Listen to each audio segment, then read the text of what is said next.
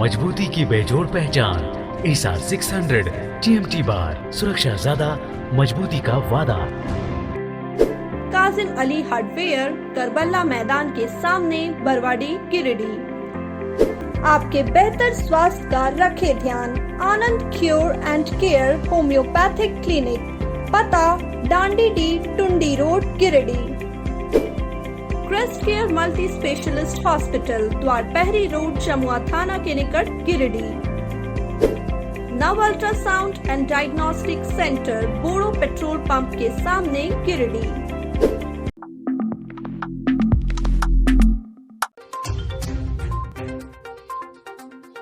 ससुराल पहुंचे दामाद ने सास ससुर से की मारपीट। दामाद समेत 6 लोग गंभीर रूप से हुए घायल। पुलिस मामले की कर रही है जांच। श्री कबीर ज्ञान मंदिर में श्रीमद् भागवत गीता जयंती समारोह का किया गया आयोजन। गीता के 18 अध्यायों का किया गया पाठ। बाबूलाल मरांडी ने तिसरी के विभिन्न गांव का किया दौरा। लापता जीनाडीह के प्रवासी मजदूर के परिजनों से की मुलाकात। कहा, ढिबरा बंद रहने के कारण पलायन को मजबूर है मजदूर। और गिरिडीह के हुए 50 साल। आज ही के दिन 1972 को बना था जिला। स्थापना दिवस पर जाने गिरिडीह जिले से जुड़ी कुछ खास बातें।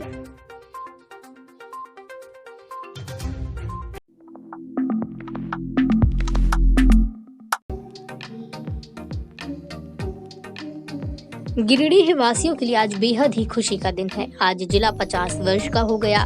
इसी दिन 1972 को हजारीबाग से अलग होकर गिरिडीह जिला बना था। ये जिला अभ्रक, कोयला, बांस, कटहल और पलाश के लिए प्रसिद्ध है। झारखंड की सबसे ऊंची पहाड़ी पारसनाथ इसी जिले में अवस्थित है, जो जैनियों का प्रसिद्ध तीर्थ स्थल भी है। झारखंड धाम, हरिहर धाम, दुखहरण धाम, खंडोली डैम, सूर्य मंदिर, कबीर ज्ञान मंदिर, साईं मंदिर, उसरी जलप्रपात, स्वर्गीय नरेंद्र सिन्हा व शहीद सीताराम उपाध्याय चिल्ड्रन पार्क जैसे पर्यटक स्थल गिरिडीह जिले में ही स्थित हैं। गिरिडीह विश्व प्रसिद्ध भारतीय वैज्ञानिक जगदीश चंद्र बोस की कर्मभूमि रही है। ये जिला उत्तरी छोटा नागपुर प्रमंडल के मध्य स्थित है। इसके उत्तरी में बिहार के जमुई और नवादा जिले हैं। पूर्व में देवघर और जामताड़ा जिला स्थित है, जबकि पश्चिम में हजारीबाग और कोडरमा जिले से ये सटा हुआ है। वहीं दक्षिण में धनबाद और बोकारो जिला स्थित है। गिरिडीह जिले का इतिहास बहुत पुराना है। ये छोटा नागपुर पठार के अंतर्गत 1972 तक हजारीबाग जिले का एक भाग था। दुर्गम पहाड़ियों और जंगलों से घिरा गिरिडीह अपने आप में एक अनूठा है। विकिपीडिया के अनुसार 5556 में जब मुगल गद्दी पर अकबर बैठा, तब झारखंड को खुखरा के रूप में जाना जाता था और गिरिडीह भी इसमें शामिल था। ब्रिटिश काल में 1931 में कोयले के उत्पादन में बढ़ोतरी के बाद गिरिडीह की प्रशासनिक संरचना बदल गई और ये दक्षिण पश्चिमी फ्रंटियर का हिस्सा बन गया। गिरी का अर्थ पहाड़ और डीह का अर्थ भूमि अथवा क्षेत्र से है। इस प्रकार गिरिडीह का अर्थ पहाड़ों की भूमि हुआ। पूरे गिरिडीह जिले में सैकड़ों पहाड़ हैं और अधिकतर पहाड़ डुमरी और पीर टांड के क्षेत्रों में दिखाई पड़ते हैं। अपने इस जिले में दामोदर की बड़ी सहायक नदी बराकर बहती है और बराकर की सहायक नदी उसरी नदी के किनारे गिरिडीह शहर बसा हुआ है। इसी नदी पर उसरी नामक आकर्षक जलप्रपात है, जिसे देखने के लिए हजारों पर्यटक प्रतिवर्ष पहुंचते हैं। अपना जिला बांस, कटहल और पलाश के लिए जाना जाता है। इसके अतिरिक्त यहाँ सखुआ, महुआ, आम, कुसुम, सेमल, केंदू, आसन, पियार, अकेसिया, यूकेलिप्टस, शीशम, भेलवा आदि विभिन्न प्रकार के वृक्ष पाए जाते हैं। यहाँ वसंत ऋतु में पलाश के फूल से पूरे वन क्षेत्र महकने लगते हैं, जो पर्यटकों को बरबस ही अपनी ओर आकर्षित करता है। पूरा जंगल पलाश के फूलों से ढक जाता है। गिरिडीह पलाश के अतिरिक्त बांस के लिए भी जाना जाता है। बांस एक महत्वपूर्ण वनस्पति है, जिसका इस्तेमाल घर बनाने, चटाई, टोकरी, सूप, कई प्रकार के आवश्यक कार्यों में किया जाता है। बांस यहाँ बहुतायत में पाया जाता है। बांस के कोपले, जिसे यहाँ करील के नाम से लोग जानते हैं, गिरिडीह अभ्रक और कोयले के लिए प्रसिद्ध है। यहाँ अभ्रक को चुना जाता है तथा इसे साफ कर बाहर भेजा जाता है। गिरिडीह में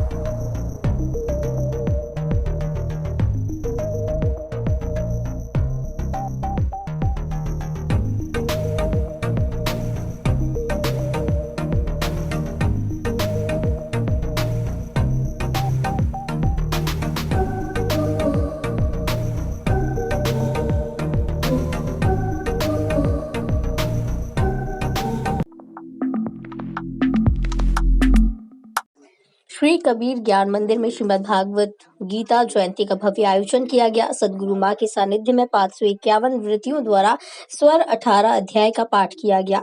आयोजन में जिले के अतिरिक्त आसपास के जिलों से भी श्रद्धालुगण आए, जिसमें हजारों की संख्या में श्रद्धालुओं की मौजूदगी रही। बताया गया कि कल द्वितीय दिवस में गीता ज्ञान यज्ञ का आयोजन किया जाएगा, जिसमें सनातन मूल्यों को स्थापित करने वाली संस्कृति के पोषक यज्ञ का अनुष्ठान कर गीता जयंती की पूर्णाहुति हवन द्वारा की जाएगी। इस पावन अवसर पर मां ज्ञान ने कहा कि श्रीमद् भागवत गीता परम रहस्यमय अद्भुत ग्रंथ है। चारों वेदों के विभाजन के पश्चात महर्षि वेद व्यास ने 1 लाख श्लोकों वाले महाभारत ग्रंथ की रचना की, जिसे पंचम वेद की संज्ञा दी गई। इसी महाग्रंथ के भीष्म पर्व में उद्धृत है गीता, जो श्री कृष्ण अर्जुन संवाद के रूप में है। इसमें 18 अध्याय, 700 श्लोक, 9456 शब्द हैं।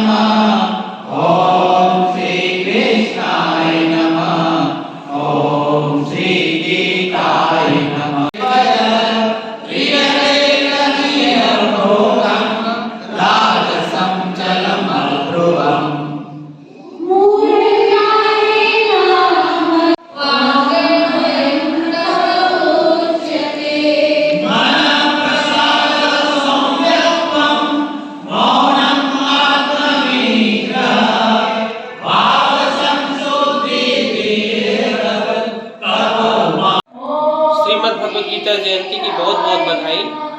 श्रीमद् भगवत गीता जयंती के शुभ अवसर पर आज श्री कबीर ज्ञान मंदिर में भव्य गीता जयंती का आयोजन किया गया। सदगुरु मां के सानिध्य में 501 व्रतियों द्वारा पाठ का अनुष्ठान किया गया है। इसमें लगभग गिरिडीह के आसपास के जिलों से भी लोग आए हुए हैं और काफी लगभग हजारों की संख्या में लोग शामिल हैं। कल इस अवसर पर गीता ज्ञान यज्ञ का आयोजन किया जाएगा। सदगुरु मां ज्ञान ने गीता के महात्म्य को बतलाते हुए कहा है कि गीता अद्वितीय ग्रंथ है। संसार में बहुत सारे ग्रंथ हैं और सभी ग्रंथों में सिरमौर है गीता। गीता एक ऐसा ग्रंथ है जो भगवान के मुख से निकली हुई वाणी का संग्रह है।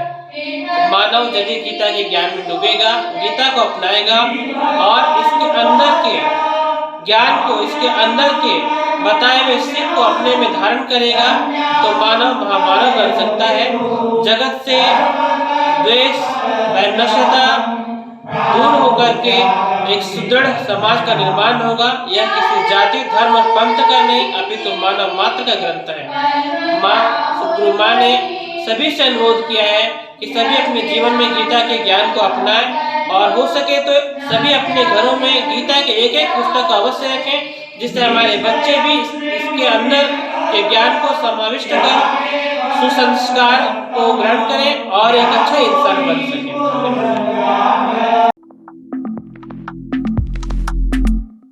जमुआ चतरो मुख्य मार्ग स्थित नेकपुरा में शनिवार की देर शाम सड़क दुर्घटना में एक युवक की मौत हो गई, जबकि एक गंभीर रूप से घायल हो गया।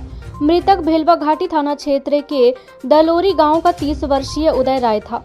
वहीं घायल देवरी थाना क्षेत्र के धनुकडीह का विकास कुमार राय है। घटना को लेकर मिली जानकारी के अनुसार दोनों युवक बाइक पर सवार होकर धनवार थाना क्षेत्र के डोरंडा गए हुए थे। इसके बाद देर शाम को दोनों वापस लौट रहे थे। इसी दौरान अज्ञात वाहन ने उन्हें जोरदार टक्कर मार दी। टक्कर में उदय राय की मौके पर ही मौत हो गई। वहीं गंभीर रूप से घायल को तत्काल एम्बुलेंस से गिरिडीह सदर अस्पताल लाया गया, जहां प्राथमिक उपचार कर उसकी गंभीर स्थिति को देखते हुए उसे रांची रेफर कर दिया गया है। घटना के बाद गांव में मातम का माहौल है, वहीं परिजनों का रो रो कर बुरा हाल है।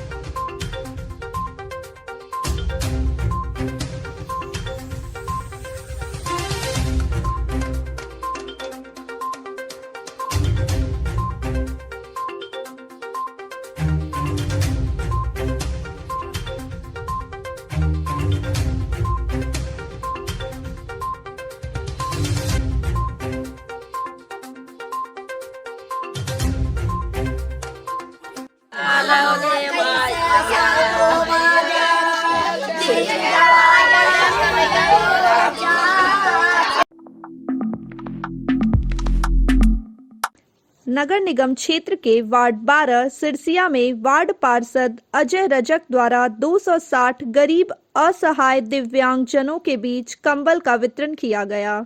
मौके पर वार्ड पार्षद अजय रजक ने कहा कि नगर निगम व सदर विधायक के द्वारा जो कंबल उन्हें उपलब्ध कराया गया है वे गरीब असहाय के बीच कंबल वितरण कर रहे हैं। साथ ही अगर किसी और गरीब लोगों को कंबल की आवश्यकता होगी तो उन्हें भी मुहैया कराया जाएगा। किसी भी व्यक्ति को ठंड से कोई भी तकलीफ न हो उसका पूरा ध्यान रख रहे हैं। कंबल वितरण मौके पर बाबूलाल शर्मा, सुरेश सोनार, समीर सरकार, चंदन रजक, रंजीत पासवान, चुन्नू बर्णवाल आदि लोग मौजूद थे। देवी नकुलदास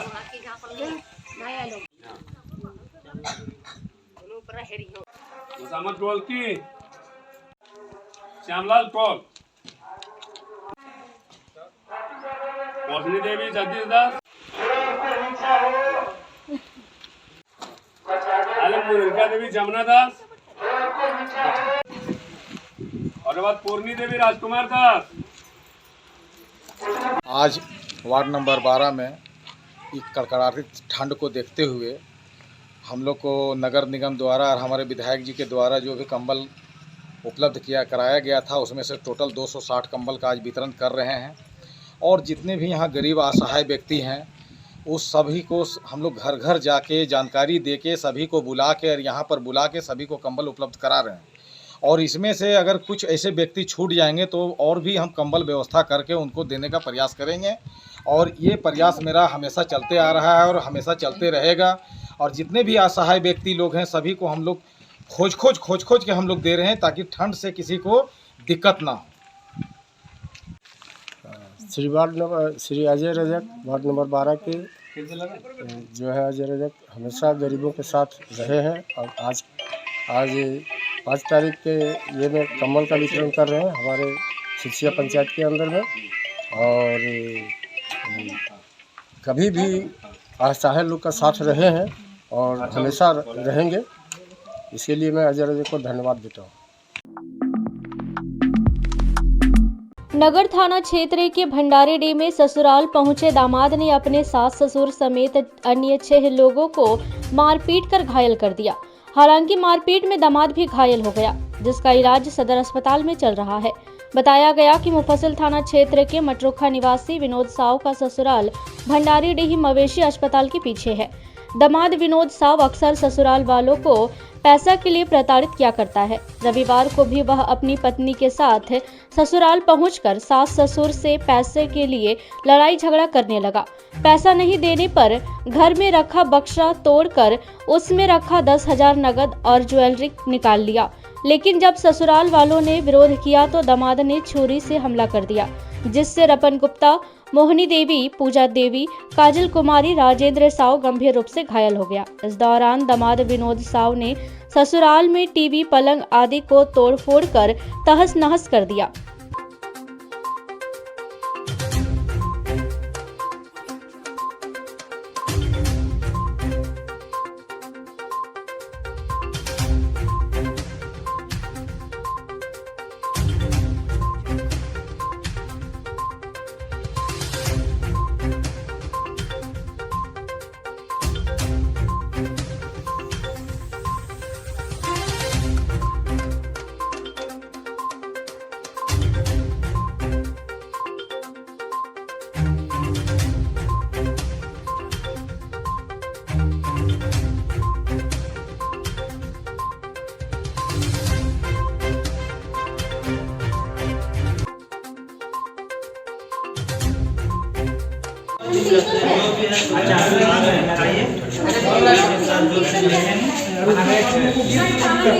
और अपने कैसे दवाई को नहीं खाता है सूरत में, और वहाँ से आके होता है कि तुम लोग दवा दिए सब मार दिए मेरे अनिता। हम गए थे घर वाला ने सब चीजें मिले पहले आधार में पूरा भी क्या सामान निकला, पूरा टीवी एलसीडी सब टूटा हुआ है। बैठल थे, हम इसको बोले अपने परिवार को कि खाना दो, कुछ खा के हम कहीं जाने वाले थे बाहर कुछ काम के लिए। उसी के बीच में आया अचानक, पहले पापा पर वार किया, पापा को बचाए, उसके बाद मेरा रूम घुस के फांसी लगाना चाह रहा था, तो किसी तरह से दरवाज़ा हम और बगल के सब मिल के कबाड़ी फाँक करके पूरा ऐसे किया। तब तक मेरा बक्सा तोड़ दिया और मारना चालू कर दिया सब लोग को। बंदूक भी मारा, टीवी भी पूरा तोड़ दिया, बर्तन उर्तन सारा बिखरा पड़ा हुआ, टीवी भी सब एकदम चूर कर दिया। पूरी पैसा मांगता था। हम तो आया है 6 गो लड़की 2 गो लड़का घर द्वार बेच के शादी किए हैं।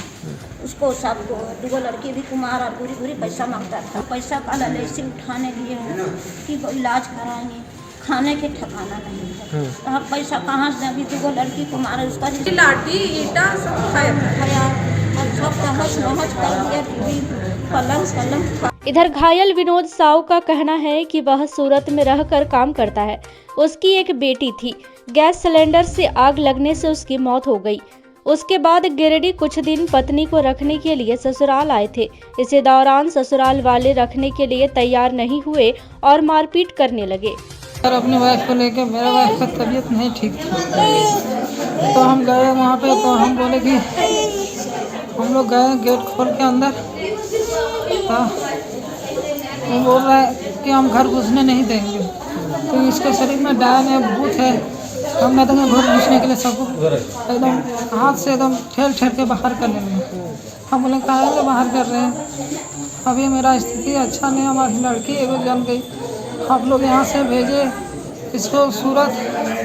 सूरत में जल गई दोनों बच्चियाँ, हम एक को बचा पाए सर, एक हमारे मार। हमको बोला नहीं देंगे घुसने के लिए, यहाँ से तुम लोग यहाँ भूत है ये वो है। उसके बाद मेरे साथ में साला हमको मार दिया, तो पूरे जोर से हम गिर गए। तो उसके बाद फिर मारने लगा, फटका रहे अपने बचने के लिए। तभी उसको बाजू वाला आदमी को बुला लिया सबको। इतना हमको बहुत मारा है, पूरा शरीर था। हमारी लड़की को इन लोग क्या। पूर्व मुख्यमंत्री सह धनबाद विधायक बाबूलाल मरांडी ने रविवार तिसरी के विभिन्न गांव का दौरा किया। इस दौरान उन्होंने 3 अलग-अलग पीड़ित परिवारों से मिलकर उनका हालचाल जाना, साथ ही सकारात्मक आश्वासन दिया है।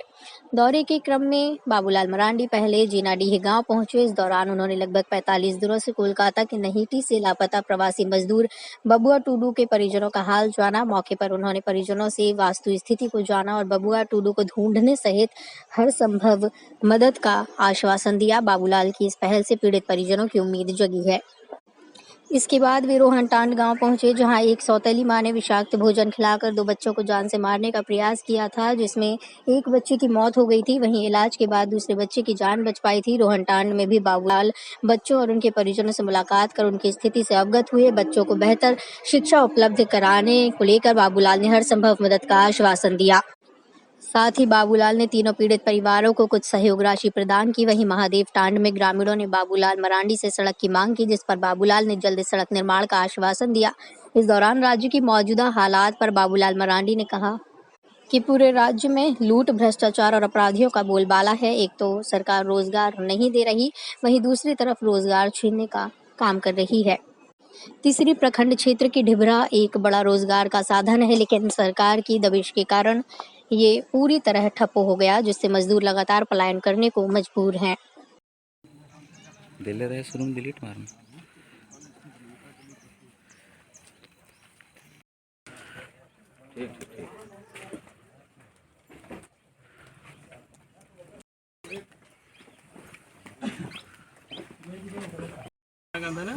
आधार कार्ड में धारू है, धारू। हाँ, अकाउंट में भी धारू है।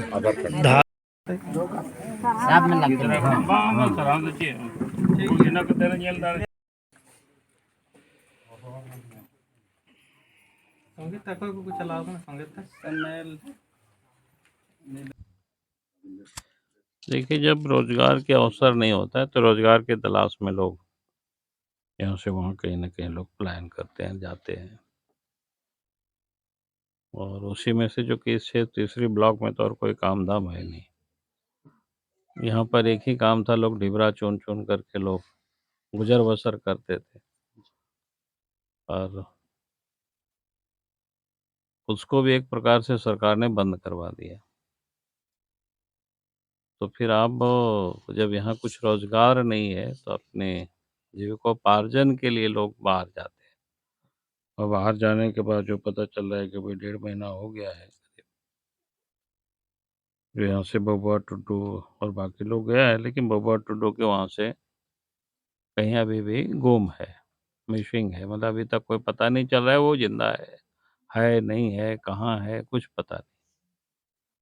और आश्चर्य तो ये होता है कि भाई थाना यहाँ एफआईआर कर सकते थे, यहाँ उसको या सनहा भी कर सकते हैं उसको, और फिर संबंधित जो उस थाना में जहाँ वो मिसिंग हुआ है, गुम हुआ है, वहाँ फिर उसको भेज सकता है, फिर वहाँ भेज करके उसको पता करवा सकता है।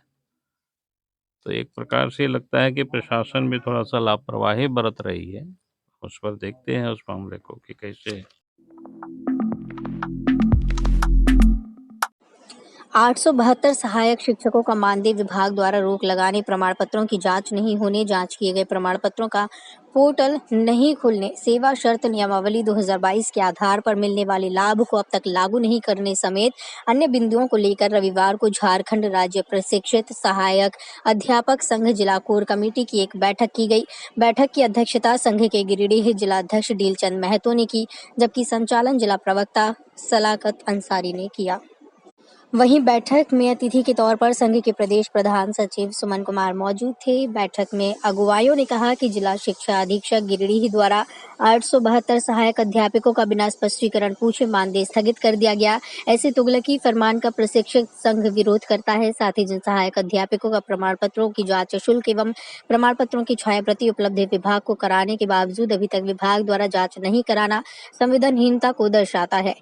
ऐसे जिला जहाँ प्रमाण पत्रों की जाँच कम हुई है, वहां के जिला शिक्षा अधीक्षक, एडीपीओ, बीईओ, अकाउंटेंट आदि पर कार्रवाई करते हुए विभागीय कार्रवाई की जाए और प्रमाण पत्रों की जांच में तेजी लाई जाए। अगर जल्द ही इन मुद्दों पर सकारात्मक पहल नहीं की जाती है तो संघ के द्वारा आंदोलन किया जाएगा। बिल्कुल सजगता सबसे बड़ी बात है कि 872 लोगों का जो मानदेय भुगतान रोक कैसे दिया। कि अगर कहीं मानदेय भुगतान रोकता है तो सबसे पहले स्पष्टीकरण पूछेगा कि हम विशेष अवकाश लिए हैं, क्या आकस्मिक अवकाश लिए हैं, कि हम छुट्टी पर हैं या मेडिकल लिए हैं। इसका जब तक पेपर में एक बातें आई है, आकस्मिक अवकाश को लेकर जब चर्चा हुई तो एक आवेदन वायरल हुआ कि मैं कल बीमार रहूंगा, मेरी माँ कल मर जाएगी, इसलिए हमको कल छुट्टी चाहिए। इस बैठक में आकलन परीक्षा के लिए जो प्रमाण पत्रों की जांच हो रही है, आखिर हम लोग जब शुल्क जमा कर दिए, प्रमाण पत्रों की छाया प्रति जमा कर दिए, तो फिर प्रमाण पत्रों की जांच नहीं होना, ये कौन दोषी है? और जो दोषी उस पर कार्रवाई किया जाए। विभाग शिथिलता बरत रहा है, पदाधिकारी बिल्कुल मग्न है अपने आप में, प्रमाण पत्रों की जांच के लिए तड़प रहा है सहायक अध्यापक। आकलन परीक्षा नज़दीक है, फॉर्म भरने का 30 तारीख अंतिम डेट है, लेकिन इससे विभाग बिल्कुल निश्चिंत है। और जो है सो जितने भी विभागीय पदाधिकारी हैं वो बिल्कुल संवेदनहीनता दर्शा रहे हैं। प्रमाण पत्र देने के बाद, शुल्क जमा करने के बाद भी अभी 18,000 प्रमाण पत्रों की जांच बाकी है। प्रमाण पत्रों की जांच नहीं हो रही है। 30 तारीख के बाद यह चिट्ठी निकली है शिक्षा निदेशक की जो 30 तारीख तक जिनका जांच नहीं होगा प्रमाण पत्र का, उनका मानदेय भुगतान रोक दिया जाएगा। मानदेय भुगतान रोक देना क्या इसमें हमारी गलती है? ये विभाग को सोचना चाहिए। मैं विभाग को कहना चाहता हूँ कि आप प्रमाण पत्र की आप जांच नहीं करते हैं तो हम लोग बिल्कुल आंदोलन करेंगे, आंदोलनरत होंगे, जिसका सारा जवाबदेही विभाग और सरकार का होगा। क्योंकि हम लोग चाहते हैं कि हम लोग का प्रमाण पत्रों की जांच हो जाए, हम लोग आकलन परीक्षा दें और अपना भविष्य का निर्माण करें। और इसमें जो भी विभागीय कर्मचारी और विभागीय पदाधिकारी प्रमाण पत्रों की जाँच नहीं कराना चाहते हैं और या संवेदनहीनता दिखा रहे हैं, उन पर कार्रवाई सरकार करे। उस पर जो उच्च पदाधिकारी उस पर कार्रवाई करके उनका मानदेय भुगतान रोके और उसको बर्खास्त करे। एक सरकार को एक बार नहीं तीन बार दिए हैं शुल्क के साथ। जांच कराना सरकार के काम है, ना कि सहायक अध्यापक का। अगर नहीं करा रहा है तो मानदेय और वेतन किसी का न रुके और आकलन में सभी को बैठे। सहायक अध्यापक संघ की बैठक गिरिडीह जिला के झंडा मैदान में हुई, जिसकी अध्यक्षता डीलचंद महतो जी किए और मुख्य अतिथि में प्रधान महासचिव हमारे सुमन जी उपस्थित रहे। आज की बैठक की मुख्य एजेंडा हम सबों का जो सरकार के साथ जो सहमति बनी है वार्ता में, वह 29 दिसंबर जो सरकार का कार्यकाल 3 वर्ष पूरा हो रहा है, उसके पहले हम लोगों को जो EPF, कल्याण कोष और अनुकंपा और अन्य जो मांगे हैं वो सरकार को घोषणा कर देना चाहिए, जिससे यहाँ के प्रशिक्षित सहायक अध्यापकों की में खुशी का माहौल हो। और साथ में ये भी कहना चाहते हैं कि जो वेरिफिकेशन के लेकर जो मामला लेट हो रहा है, मैं आपके माध्यम से कहना चाहता हूँ कि हमारे सभी साथी का प्रमाण पत्र सरकार कार्यालय में जमा है जिला में, वो जल्द से जल्द उनको अपने स्तर से जांच करवाए। हम सब जो उनका फ़ी है हम लोगों ने दे चुका है। धन्यवाद। गिरिडीह फुटबॉल एसोसिएशन की ओर से रविवार को गिरिडीह स्टेडियम में फुटबॉल मैच के लिए खिलाड़ियों का चयन किया गया। इस दौरान 18 खिलाड़ियों का चयन हुआ। बताया गया कि सोमवार को चयनित खिलाड़ियों को कोडरमा के लिए रवाना किया जाएगा। मौके पर एसोसिएशन की जिला सेक्रेटरी सह चयनकर्ता गुलाम रब्बानी ने भी सभी खिलाड़ियों को महत्वपूर्ण टिप्स दिए, साथ ही बेहतर प्रदर्शन करने को लेकर शुभकामनाएं दी। मौके पर वार्ड पार्षद नुरुल हुदा, सुभाष तिर्की, मणिलाल टूडू समेत कई लोग मौजूद थे। एसोसिएशन के द्वारा आप लोग का टीम बना दिया है 2022 का, वो है आतिश ओरन,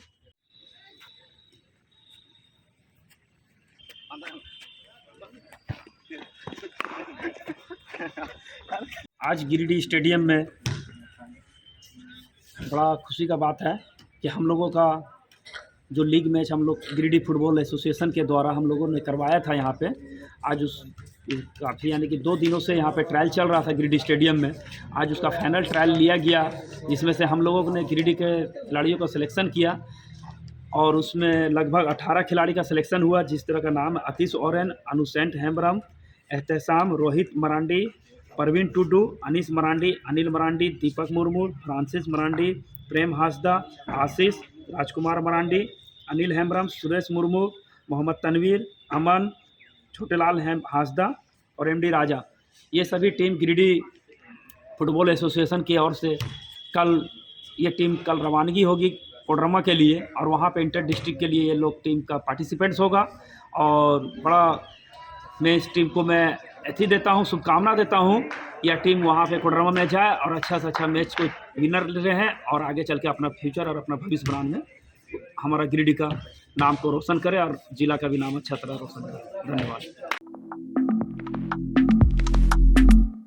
देवरी प्रखंड के बाबा जागनाथ धाम देव पहाड़ी में महाशिवरात्रि के अवसर पर आगामी 10 फरवरी से 18 फरवरी तक होने वाले भव्य वाल्मीकि रामायण महायज्ञ की तैयारी को लेकर रविवार को मठाधीश गौरवानंद स्वामी की अध्यक्षता में मंदिर परिसर में बैठक आयोजित की गई।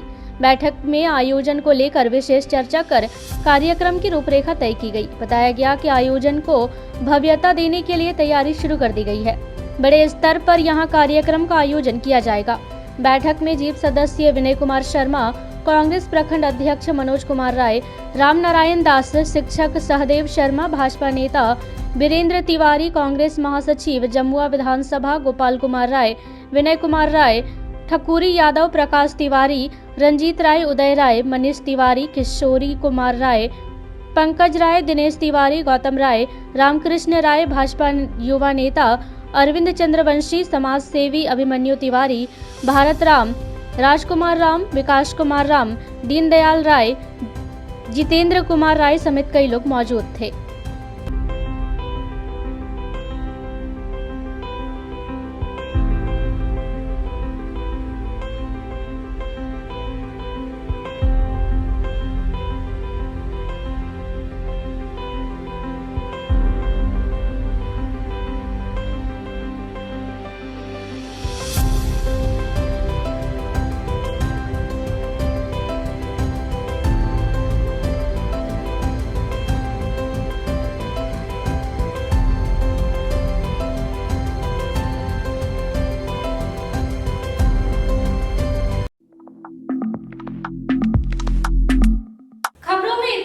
कल फिर मिलेंगे अगले बुलेटिन में। दीजिए पूरी टीम को इजाजत। नमस्कार।